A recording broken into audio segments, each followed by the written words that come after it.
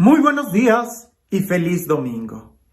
El día de hoy la Sagrada Escritura, como siempre, nos va a hablar y nos va a mostrar un camino que debemos de seguir para la felicidad.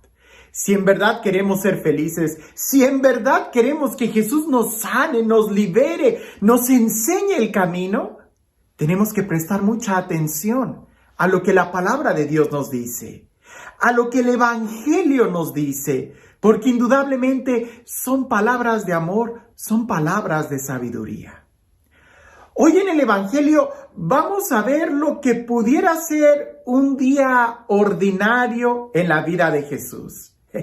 Y si te has preguntado, ¿cómo sería la vida de Jesús? ¿Cómo sería vivir con Jesús un día?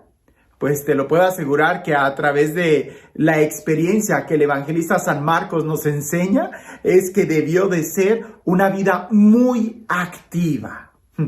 Algunos verbos que pudiéramos nosotros describir de lo que es en un día de Jesús.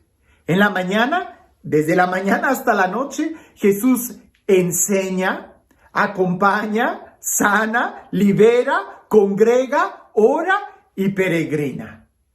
Todo eso es lo que resume este evangelio. En el principio Jesús viene de la sinagoga de estar enseñando. Acompaña a sus discípulos a la casa de Simón Pedro. Sana a la suegra de Simón Pedro. Libera a muchos endemoniados. Congrega a mucha gente en torno a él. En la madrugada se escapa para tratar de orar. Y justo cuando lo encuentran, él peregrina a otro lugar.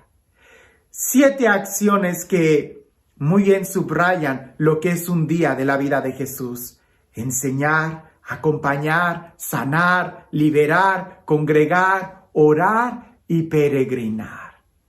Así debiera de ser nuestra vida, o así estamos nosotros invitados a vivir, porque esas mismas acciones son las que la iglesia hace. Y si tú y yo somos iglesia, también nosotros estamos llamados a realizar estas acciones, pero para eso hay que primero recibir la enseñanza de Jesús. Hay que dejarnos acompañar por Jesús. Hay que ser sanados, liberados. Hay que congregarnos todos juntos. Hay que orar y hay que tener esa actitud de un peregrino. Quiero poner énfasis en esta ocasión en un milagro que nos narra el Evangelio de San Marcos, particularmente el que vamos a leer el día de hoy en la misa. Porque a pesar de que dice que sanó a muchos enfermos, liberó a muchos endemoniados, nos detiene y nos da algunas características de propiamente un milagro, cuando Jesús sana a la suegra de Pedro. Y es que en 2 versículos en San Marcos nos da toda una enseñanza sobre lo que es el milagro, o cómo nosotros debiéramos de dejarnos sanar por Jesús. Hay otros milagros, como cuando Jesús sana al ciego, a la hemorroísa, a la hija de Jairo. Hay otros milagros en donde sí, el evangelista no se ahorra tinta y va describiendo con lujo de detalle qué era lo que iba sucediendo. Pero aquí, en este particular milagro, es tan breve, en 2 versículos, pero es tan grande la enseñanza. Prestemos atención. Dice que cuando Jesús llega, le hablan, le dicen que la suegra está enferma, hablan del problema. Esa es la primera enseñanza. Hay que hablar de los problemas. Usualmente, cuando tenemos un problema, tomamos la actitud de que hay que callarnos y a ver si el tiempo lo resuelve. No. Hay cosas que se tienen que hablar y hay cosas que se tienen que hablar incluso con Jesús. No te ahorres el problema, no te ahorres el diálogo, hay que decirlo, hay que dialogar. Eso es lo primero que nos dice el Evangelio. Le hablan a Jesús, le dicen a Jesús sobre la suegra que yace en cama con fiebre. Punto número 2, Jesús se acerca a ella. Y es que efectivamente Jesús se acerca a cada uno de nosotros. La pregunta sería, ¿y nosotros nos acercamos a Jesús? ¿Dejamos que Él llegue hasta donde estamos? ¿O pretendemos que todo está muy bien e ignoramos que Jesús viene a sanarnos, a liberarnos, a restaurarnos. Jesús se acerca, la toma de la mano, y es un gesto muy tierno, porque tomar a alguien de la mano es como darle una invitación. Me gusta mucho esta imagen, cuando tomas de la mano a aquella doncella para invitarla a bailar, cuando tomas de la mano a alguien para ayudarle a cruzar la calle, cuando tomas de la mano a alguien para invitarlo a avanzar. Es una invitación. La sanación, la salud, el milagro que Dios hace en nuestra vida es una invitación. Dios no nos obliga ni siquiera a ser sanados, nos invita. De ahí que cuando la toma de la mano, la levanta. Pudiéramos decir, ella se levanta. Porque incluso, aunque el milagro lo haga Jesús, necesita de nuestra cooperación. El querer levantarnos de la situación en la que estamos. Porque habrá algunos que quieran ser sanados, pero van a querer seguir en la cama y eso no se puede. Hay algunos que están pidiendo para tener trabajo y ni siquiera entregan solicitudes de trabajo, nunca tocan las puertas. Así no se puede. Hay estudiantes que piden pasar el examen, pero no estudian. Así no se puede. Jesús nos ayuda y nos da la capacidad y va a abrir las puertas y nos va a dar la inteligencia para poder memorizar, pero necesita de nuestra ayuda. Él nos toma de la mano, nos da la invitación, pero la acción de levantarse implica el movimiento de los dos. Él que nos ayuda y nosotros que sí estamos dispuestos a dejar la cama. Cuando se levanta, dice el Evangelio, que la fiebre la dejó. La fiebre desaparece. Indudablemente podemos ver nosotros ahí el milagro palpable, que ella fue sanada. Pero ojo con esto. Ella experimentó la salud, ella fue sanada, pero el milagro todavía no terminaba ahí. Porque hay un propósito cuando somos sanados. Hay un propósito. El que Jesús venga a nuestra vida, el que Jesús nos levante, el que Jesús nos libere, todo es con un propósito. Y el propósito es para servir, sanados para servir, liberados para servir. No podemos nosotros pretender recibir un milagro de Dios para de una manera egoísta querer cumplir nuestras expectaciones y ser marros con nosotros mismos. No se puede. La idea es que salgamos a servir, que ayudemos a los demás, que mostremos lo que Dios ha hecho en nosotros. Por eso, este segundo punto, la continuación de la sanación es servir.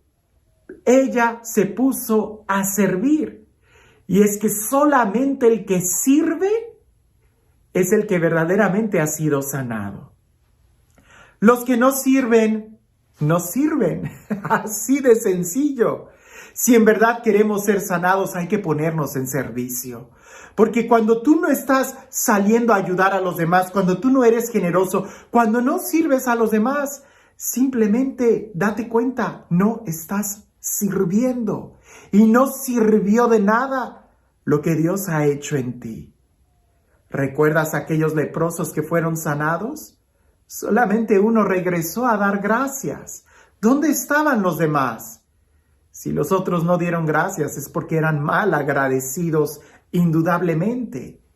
Aquel que no sirve a los demás, pues entonces no está sirviendo. Muchos me preguntan, Padre, pero ¿cómo puedo descubrir la razón de mi vivir? Ponte a ayudarte a los demás. Y te vas a dar cuenta cuán valioso e importante eres. Pero si te quedas, como decían en mi rancho, como el asadón, todo queriendo jalarlo para ti, entonces no sirves. Hay que salir de nosotros mismos y ayudar a los demás si queremos que nuestra vida tenga un propósito. El Evangelio continúa diciendo, y esto es muy propio de San Marcos, en otros momentos hablaré también de esta idea, pero Jesús en el Evangelio de San Marcos prohíbe rotundamente a los demonios hablar, porque los demonios sabían quién era Jesús. E incluso también les prohíbe a algunas personas que fueron sanadas decir lo que Jesús había hecho en ellos. Solamente en una parte en el Evangelio de San Mateo, que es un paralelo, pero de ahí en fuera solamente San Marcos usa esto. Hay toda una explicación. Número 1, no confundir el ministerio de Jesús. Porque en aquel entonces había una idea de que Jesús era un guerrillero, que el Mesías tenía que ser como una especie de guerrillero que los liberara del Imperio Romano. Y eso era tanto como distraer y limitar la verdadera liberación que Jesús nos daba del pecado y del dominio de las tinieblas. Por eso Jesús dice que se callen todos, para que no lo distraigan y no se distraigan del verdadero mensaje que Él trae. No una liberación política o social o económica, sino algo más grande, la liberación del pecado. Que cuando nosotros nos liberamos del pecado y de sus consecuencias, entonces también nos veremos unos a otros como hermanos y experimentaremos la libertad, incluso política y social. Pero tratar de pelear solamente con armas políticas es perder la batalla, porque nuestra mirada debe de estar mucho más alta. Y que específicamente a los demonios los calle, es porque nunca hay que escuchar al demonio. Satanás siempre nos va a decir verdades a la mitad, verdades torcidas. Aunque pudiera decir alguna verdad sobre Jesús, quién es Jesús, siempre va a estar en una distorsión. Por eso, no dialogar con el enemigo y más bien escuchar quién es nuestro verdadero amigo, Jesús, quién es el que viene a sanarnos. Así que el día de hoy, el conocimiento que tenemos de Jesús es claro, es profundo, es real. Dejamos que Él se acerque a nosotros, nos tome de la mano, nos invite, aceptamos la invitación a cambiar, nos levantamos de nuestra mediocridad, le seguimos y le servimos. Esto es una invitación y si queremos ser felices, hay que ponernos en camino a la felicidad. Y esto es dejar que Jesús se acerque, que Él nos tome, seguirlo y servirlo. Y este Dios, el Dios del amor, el Dios de la vida, el Dios de la paz, el Dios que restaura y hace nuevas todas las cosas, que sea Él quien el día de hoy te bendiga. En el nombre del Padre, del Hijo y del Espíritu Santo. Este evangelio me trajo a la memoria una anécdota del padre Emiliano Tardif, que incluso tengo entendido ya es considerado siervo de Dios y su causa de canonización por ahí va avanzando. Resulta que es muy conocido el padre Emiliano Tardif por el don de sanación que tenía y muchos de los milagros que sucedieron en vida del padre Emiliano Tardif fueron incluso documentados.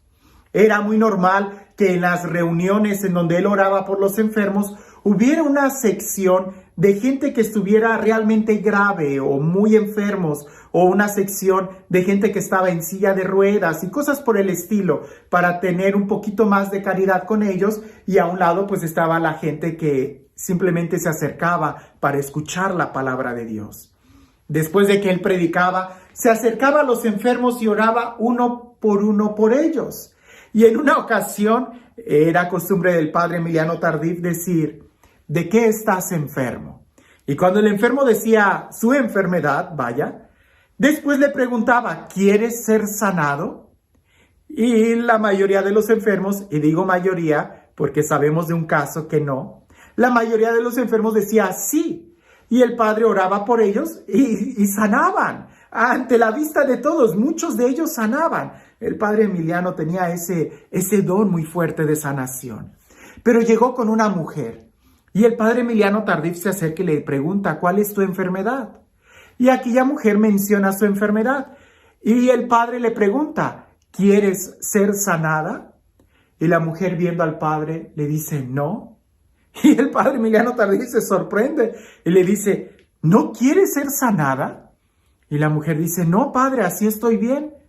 Y el padre se sorprende y le dice: ¿pero por qué no quieres ser sanada? Y aquella mujer le dice, porque estoy recibiendo la pensión del gobierno y si sano, ya no voy a poder cobrar la pensión y voy a tener que trabajar. Así que así estoy bien, prefiero quedarme con mi enfermedad. Y el padre Emiliano pues la respetó, no oró por ella, se la brincó y siguió orando por los demás enfermos que iban sanando. Así es Jesús con nosotros. Se acerca y nos da la invitación, nos toma de la mano y Él está dispuesto a levantarnos, a ayudarnos. Pero nosotros tenemos que tener la actitud y la conciencia de querer levantarnos, de querer dejar la cama, de querer dejar la situación de pecado para poder servirle. Porque dos errores podemos cometer. No querer dejar la vida que llevamos, de nada nos va a servir la salud. Nos volveremos a enfermar. O no querer servir. Y si no queremos servir a los demás, tarde que temprano, tu corazón se va a ir pudriendo y vas a terminar peor que como empezaste. Así que, aunque este milagro de la sanación de la suegra del Pedro es muy breve, es una gran enseñanza para nosotros. ¿Y tú? ¿Quieres ser sanado? Que tengas un excelente día.